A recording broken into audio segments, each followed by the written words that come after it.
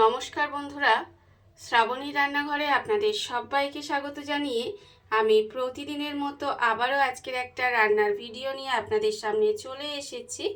আজকের আমি আপনাদের মাছের ডিমের সঙ্গে একটা কাঁচা আম দিয়ে একটা অসাধারণ রেসিপি বানিয়ে দেখাবো। আশা করি আপনাদের ভালো লাগবে। তার জন্য কিন্তু আমার পুরো ভিডিওটা আপনাদের দেখতে হবে। আর দেখা শুরু করার আগে একটা লাইক দেবেন, সুন্দর একটা কমেন্ট করবেন আর শেয়ার করতে ভুলবেন না। তাহলে চলুন আজকের আমি এই রেসিপিটা কিভাবে বানাই সেটা আপনারা একবার দেখে নিন। রান্নাটা করার জন্য প্রথমে আমি এখানে দেখুন গ্যাসটা অন করে একটা কড়া বসিয়ে দিয়েছি। এইবার আমি কড়ার মধ্যে দিয়ে দেব সর্ষের তেল। এখানে কিন্তু রান্নাটা আমি সর্ষের তেলেই করব, তার জন্য আমি কড়ায় সর্ষের তেল দিয়ে দিলাম। এইবারে তেলটাকে একটু গরম হতে দেব। এখানে আমার তেলটা যতক্ষণে গরম হচ্ছে ততক্ষণ দেখুন আমি অন্যদিকে এখানে মাছের ডিমটাকে খুব ভালোভাবে ধুয়ে পরিষ্কার করে রেখে দিয়েছি।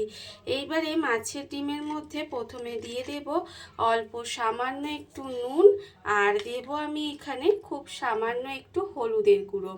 নুন আর হলুদ দিয়ে মাছের ডিমের মধ্যে খুব ভালোভাবে এইভাবে একটু চটকে চটকে ভালো করে মাখিয়ে নিতে হবে। এটা কিন্তু অবশ্যই করবেন, খুব ভালোভাবে এই নুন হলুদটা মাছের ডিমের মধ্যে এইভাবে হাত দিয়ে চটকে চটকে মাখিয়ে নেব। আর আমি প্রতিদিনের মতো আপনাদের একটা কথাই বলবো যে প্লিজ আমার ভিডিওটা আপনারা টেনে টেনে দেখবেন না, পুরো ভিডিওটা দেখুন। আশা করি আপনাদের ভালো লাগবে।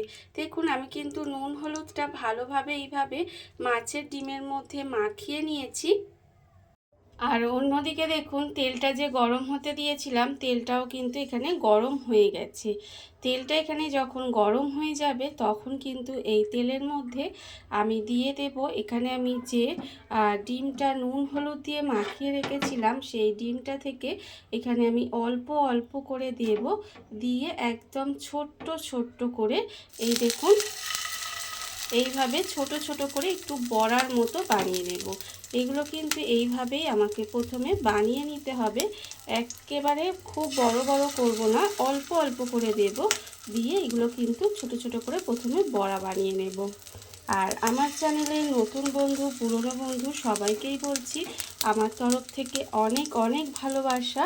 নতুন বন্ধুদের বলবো যদি আমার চ্যানেলটা সাবস্ক্রাইব করেন তাহলে পাশে থাকা বেল বাটনটা অবশ্যই প্রেস করে দেবেন, যাতে আমি যখনই কোনো নিত্য নতুন ভিডিও আপলোড করব সবার প্রথমে আপনাদের কাছে নোটিফিকেশান চলে যায় এবং আপনারা আপনাদের সময় মতো ভিডিওটা দেখে নিতে পারেন।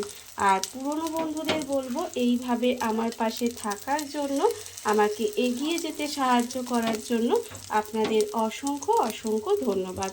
দেখুন আমি কিন্তু এইভাবে প্রথমে ছোট ছোট করে এইভাবে বড়ার মতো করে এগুলোকে প্রথমে লাল লাল করে উল্টিয়ে পাল্টিয়ে ভেজে তুলে নেব। মাছের ডিমগুলো দেখুন এইভাবে ছোট ছোট করে একটু বড়ার মতো করে ভেজে নিয়েছি। আর এগুলো কিন্তু এইভাবে একটু লাল লাল করেই প্রথমে ভেজে নিতে হবে। এবারে এই মাছের ডিমগুলোকে আলাদা করে তুলে রেখে দেব। এগুলোকে কিন্তু আলাদা করে তুলে রেখে দিতে হবে।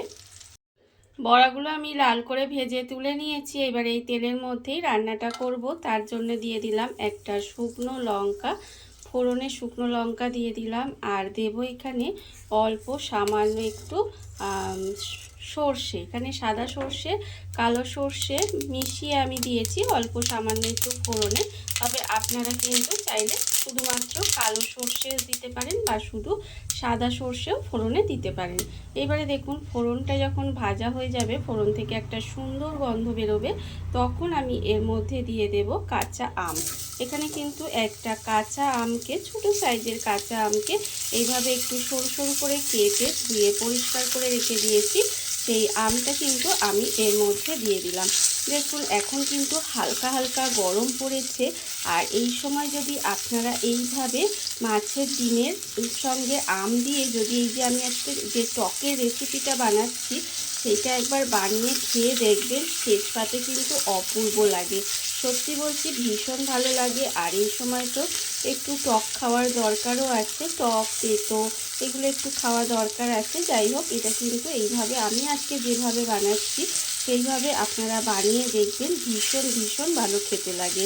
এবারে দেখুন এই আমটাকে কিন্তু একটু তেলের মধ্যে জাস্ট নেড়ে চেড়ে নিলাম। খুব বেশি ভাজা ভাজা করার দরকার নেই, একটু তেলের মধ্যে ফোড়ন দিয়ে আমটাকে একটু নেড়ে চেড়ে নিতে হবে। এইবার আমি এর মধ্যে দিয়ে দেব আন্দাজ মতো নুন। আন্দাজ মতো নুন দিয়ে দিলাম, আর দেব আমি এখানে হলুদের গুঁড়ো। খুব সামান্য মশলার উপকরণে কিন্তু এটা তৈরি হয়ে যায়, আর খেতে কিন্তু ভীষণই ভালো হয়। দেখুন এবারে নুন আর হলুদটা দিয়ে জাস্ট এইভাবে একটু কষিয়ে নেব আমটাকে। এটা কিন্তু একটু সময় এটা কষিয়ে নিতে হবে।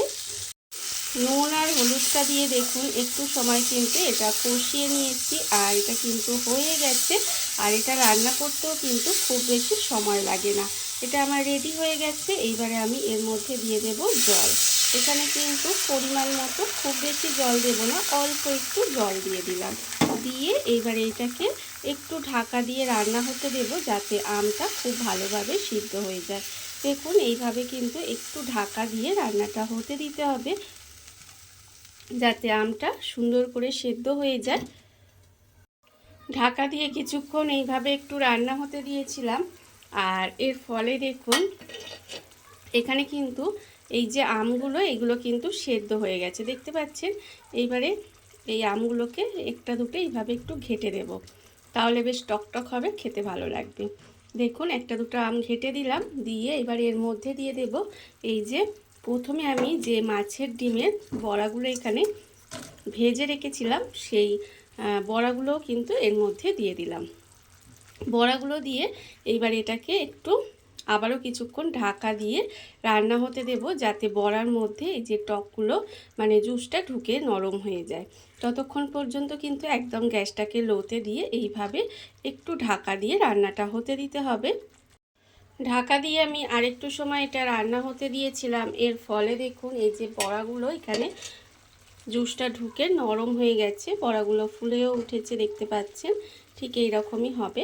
এইবারে এর মধ্যে আমি দিয়ে দেব অল্প সামান্য একটু চিনি, মানে এই ধরুন 1 চামচেরও একটু কম চিনি দিলাম, কারণ এটা একটু টকটকই খেতে ভালো লাগে, খুব বেশি মিষ্টি মিষ্টি আবার ভালো লাগে না কিন্তু, সেই জন্য অল্প একদম ছিটে ফোটা চিনি দিয়ে দিলাম। চিনিটা কিন্তু একটু দিলে ভালো লাগবে, একটা বেশ নুন মিষ্টি টকটক হবে, বেশ খেতে ভালো লাগবে, সেই জন্য একদম সামান্য একটু চিনি দিয়ে দিলাম।